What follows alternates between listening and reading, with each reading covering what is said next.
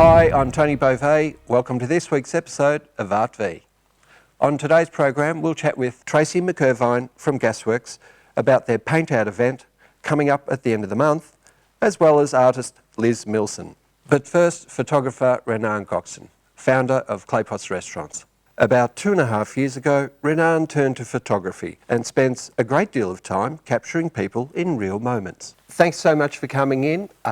Love to have a chat with you today about photography. I'd love to. Great. You have been a photographer for, well, how long? Well, recently. Yeah. And it's 2.5 years. I never had a... Look, I've never shot film, for example. So all my life, I looked down on photography. I thought it was too easy. Right. So I went through, I went to wonderful places. I lived in different places, but I never had a camera. So it won't be true to say my first camera was 2.5 years ago, but I started suddenly realizing what photography was about 2.5 years ago when I got my full-frame camera. Before then, I might have had a camera here and there because of the restaurants, particularly doing the music, shooting the musicians, the gigs and all that. Yeah. I was more interested in filming. But film is, you guys know, because a lot of people and cooperation. I'm not very cooperative and a lot of setup. But photography, I can just work on your own. Work on my own. But it really, Tony, it really surprised me. I don't know what happened. I think it was a particular phase in my life. Yeah. I had just moved out from St. Kilda to a little apartment in the city. And I got my first camera with the idea of maybe, actually not for photography. I again got it for films. But suddenly I understood the difference. The photo is like a distillation of the instant, of whatever is happening within that instant. See, a film, because I've been thinking about this, like a Kubrick film, for example, Barry Lyndon is often mentioned. It's a series of beautiful, beautiful photographs, thousands of them. I mean, there may be lots of other movies like that. So what's the difference? It's in the act. It's actually the act. The pleasure of photography is just choosing the moment, choosing what you're looking at, and one click. Capturing the moment in time. And you can have so much in that. Yeah. It's the end result. It's not talking about the end result, because you can, extrapolate a frame from a film as well. Yeah. It's the pleasure in actually choosing the single frame. Yeah. There's, when I went to Europe in 1988-89, I had done a short course, black and white photography in South Melbourne. Yeah. I went to Paris. Well, it was very hard to take a bad shot there. But when I was in Spain, I think I captured just a little attacker skipping down the street, down an empty street, happy. Yeah. I'll never forget that, but I was in the zone and I managed to get that shot. And it's one of my all-time favourites. Makes me feel good when I look back at that. Yeah. I like the moment. So, if you want to call me something, a photographer of the moment, even my portraits are of trying to touch somebody, basically, on the street. And it's not distant. It's not with the long lens, it's in the moment. And I like environmental portraits where there's a few things there. You see what's going on with more like with a 50mm or 35mm lens, rather than a more standard portrait lens, which is about 8500 or 135. Yeah. Now, the street, so I'd call myself street, but I keep my distance. I'm not too good at. I'm quite reserved. Yes. I don't like onto your face, coming onto your face. Yeah. So, so a bit of urban setting. I think I'm drawn to solitude. So when I walk down and the camera is my companion, I don't like, spying on people. So I don't use long lenses. Yeah. But I'm drawn, if I see a solitary figure with an urban thing happening, I'm sort of drawn into his world and I try to capture that. So that's one thing I do. But if there are no people, I'll shoot a landscape as well. Like Hillary said, it's there, I climb it, it's there, I'll take it, but that's it. You have to have the camera with you. Yeah. all the time. I mean, it's you wear your camera. You wake up and you wear your camera. Yeah. And I don't believe in the eye. You know, people say, "Oh, we've got a good eye" and all that. Yeah. It's a process of selecting. You select, you select, and you take lots and lots and lots, and then you select again. That's the hardest bit. Yeah. To delete and select the one that you want. Editing. Yeah, so it's about how would you say it? A way to relate, and it's not about taking the best photograph. No. People struggle, really, because they're trying to get the best picture, the most appealing, but that's not it. It's about the act of engaging with the world. It's not about the end product. No. There's some night works you've done, I love low lights. Yeah. I love that. You know, I never try to get the best photograph, the sharpest photograph. Now, that's, you know, the cameras are fantastic these days. I use everything manually, and it's not about getting the best photograph. The best image, I mean, I think there should be a distinction between photography and image making. Yeah. Image making is more in the, in the graphic design and all Sure. that. You can create a beautiful image. You can make an image. Wow, you That's say right. wow, but it finishes that. That's right. It finishes that. You can't capture it. It doesn't have a story. It doesn't have a story. That's It has right. to have a story. It has to have a narrative. Then it's a right. photograph. It has to have a reportage. I mean, and for example, if you're taking a photo in Melbourne, Paris, into Collins Street, the architecture alone, no, you can't make that.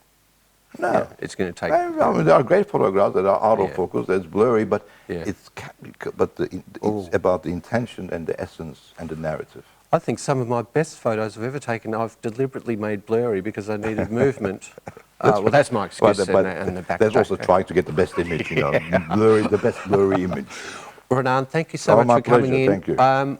We're going to get you back in but the I'm new not year. finished. I have so much more to say, so I need to come back, definitely. Well, great, because we'd love to have you, and there's also, especially from the camera and a bit of technique, because we'd love some people to get some advice. About manual shooting and manual lenses. The biggest, but let me say this, the reason I have vintage lenses is because actually the size. I like a small lens. Yeah. You couldn't get this is a 58 f2 lens. Yeah.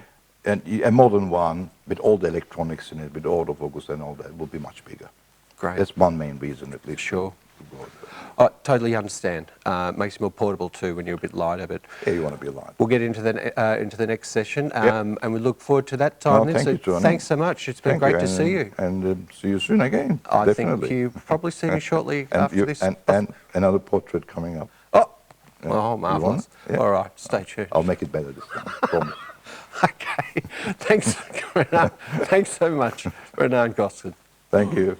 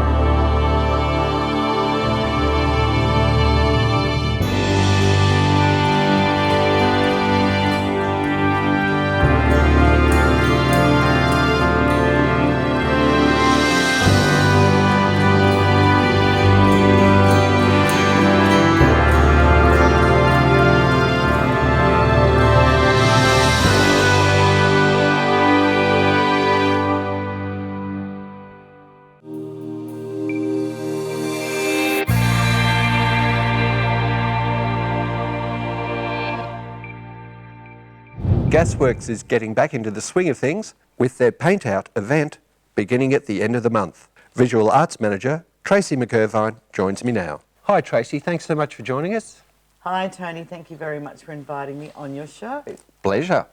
Now, how's things going on down at Gasworks? Much better as it is for all of us Melburnians as the restrictions ease and the case numbers continue to sit at 0 and the sun is shining now, Gasworks is actually a really awesome place to be because we've got 4 hectares of parklands. Yeah. So it's going much better. The artists are so relieved to be back in their creative spaces. Yeah. So we're really happy that we feel like the lifeblood of the park is starting to pump again through the artistic veins of our resident artists. Sure.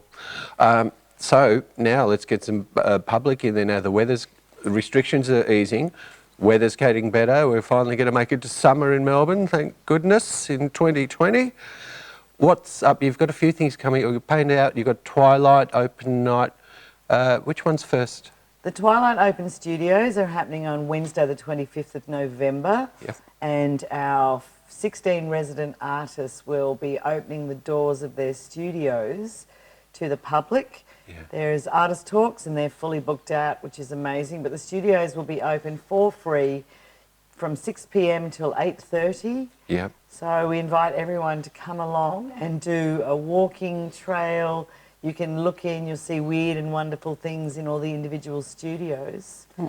You can have a chat to the artists about Beautiful. what they do, look at some of the wacky things that you'll see. That's a different way to spend a beautiful summer evening, or just about summer evening in the park, in the big park. Well, we felt that it was important to throw open the doors because all of us have been sequestered behind closed doors.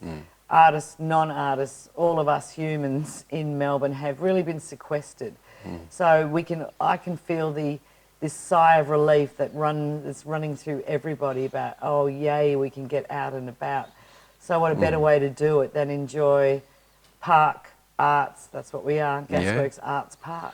And that's the Twilight one on November 25th. And later in November and early December, 2 weekends, Paint Out. Paint Out in the Park, which is that's an it. on plein air event, which is just a fancy way of saying paint in the open air. In the open air.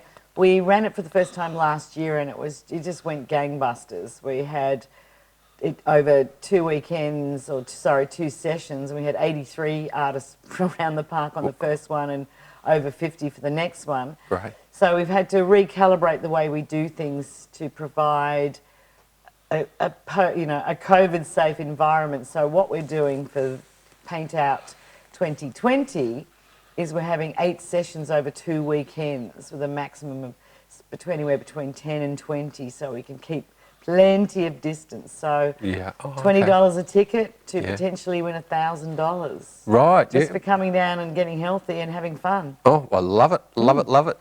So that's the open day, but just general trading hours, just as a reminder for what time the studios or the galleries are open. Yes, the studios only open to the public on set days because they are artist places of business. Yes. Our cafe's open 7 days a week and our galleries are now open to the public 7 days a week. So the cafe's open from 7 in the morning and the galleries are open till 4:30, 7 days a week. Okay, now I'm going to ask you about post-COVID in 2021 in one moment because the open day's on, just something happened to me this morning. I went in and found a piece of art yesterday and I saw it by accident. I had to race back this morning, so I was a bit held up this morning because I had to go back this morning and buy it.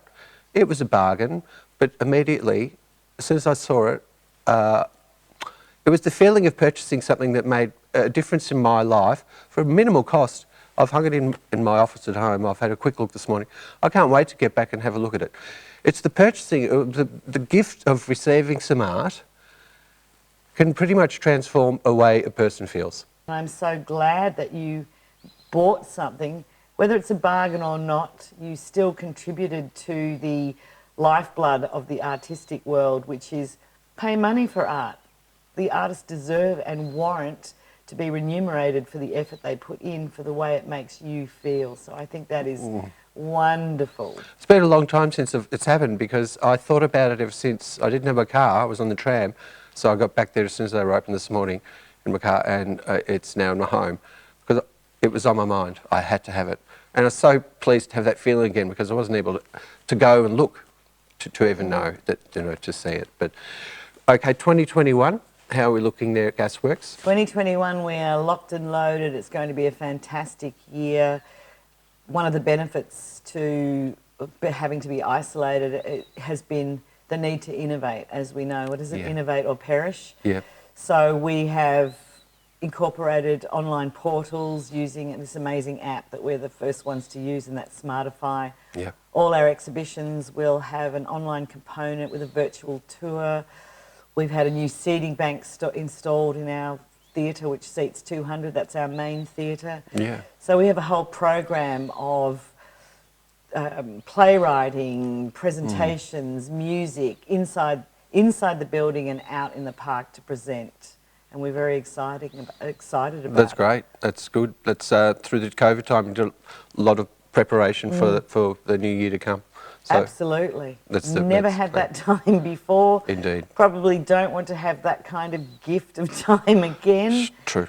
But did utilise it to its full advantage. We'll be Yeah. announcing our 2021 season on the 8th of December. So Great. go to the Gasworks website after that date and everything will be listed. Great. Now, I'll just give the heads up. I'd love to have a chat with you possibly early into 2021 about the business of arts. I want to get back into some of the basics of what it takes to be an artist and how to survive. That's a fantastic thing to talk about. It will Yeah. be very crucial Yeah. for emerging artists, mid-career artists, as we come out of the COVID world, to look at the way we do things, look at the marketplace, Yeah. work all of that out so that we can map out a pathway to sustainability in our practices. Yeah, and advise some up-and-coming artists about the real-life the deals that go on and what it's like, what it takes. So looking forward to that in 2021. Tracy, thank you so much for coming in. It's been a pleasure once again. Thank you very much, Tony. It's an awesome show and I look forward to seeing how it expands and evolves next year. Good on you. Thanks so much.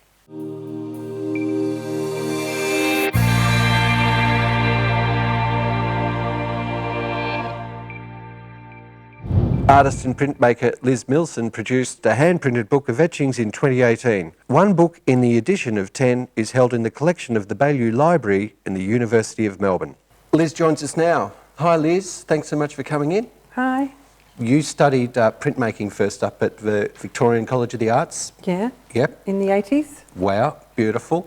So that's led you on to an illustrious career because it's now been over 30 years as a working artist, exhibited throughout Australia and internationally. You also give back because you're also facilitating classes at community centres within Port Phillip. That's right. Which is fantastic.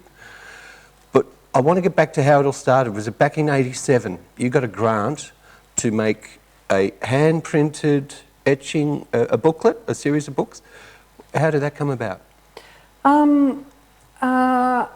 My family had always valued art, and my father died, which is why we had to leave King Island. Right. So with three older sisters, I ended up having a few extra mums helping, and one of my older sisters went to Caulfield Tech. Right. And studied art there, and her boyfriend at the time was Bill Young, who is a master printer, and that's really how I developed a love for printmaking way back then. Before we jump into the vast amount of work that you've done, a quick question we've asked everyone because it's 2020. I think today is November 11, so we've, restrictions from COVID, there's a lot lifted, so we've got a lot more freedom. But during the COVID time, how did you use it? Was it advantageous, productive? It was. Yeah? At first, we were a bit panicked. We didn't know that we would be away from our studios for so long, and Yeah. it's a shock really, because I have nearly always had a studio. So I was a bit unsettled at first, but then you get into a new routine, and gradually I just used the materials that were around me, which were flowers and leaves in the garden, and pillowcases and bits of material that I could find. So this is... And this is one of the ones through COVID time? Yeah. Beautiful. An example. Yeah, So I love it. All the colours are natural. The blue is from a daisy, and these are from gum leaves. Yeah.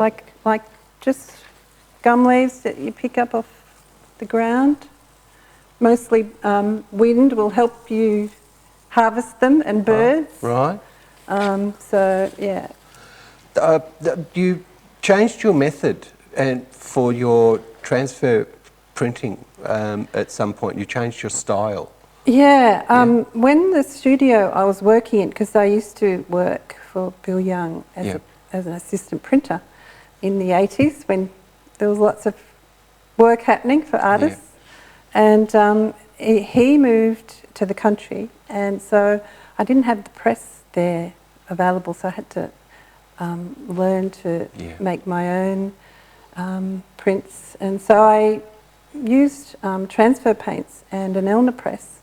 And as I was making those prints, I noticed that the plant juices would come through onto the canvas that I was printing on. And then gradually that sort of took my interest more, the natural colours. Love it. Now, you pointed out before, let's have a look at, was this the flower that colour comes from? Yes. Anyone can do it. It's just, you can do solar dyeing, which is just putting flowers in a jar in water in the sun, and you'll see the colour come out in the water. Do lots of dyeing with the fabrics too, because there's a form of an ice dyeing. What's that? How that's when you put the fabric down, put ice on top of that, and then you put the dye on top of that, and gradually, as it spreads, you get these beautiful effects and natural kind of ripples and puddles. Wow, wow. Now, jumping back to your transfer print, the print, you've had an exhibition, was it Carlisle Art Space, was it 2018? Yeah. Yep. Now, I had a look at that online. That is very much my cup of tea. Loved it. The resolution of the quality of the images on your website, don't know who did it, but astounding. Thanks does your to my work daughter, justice. Ruby McKinnon.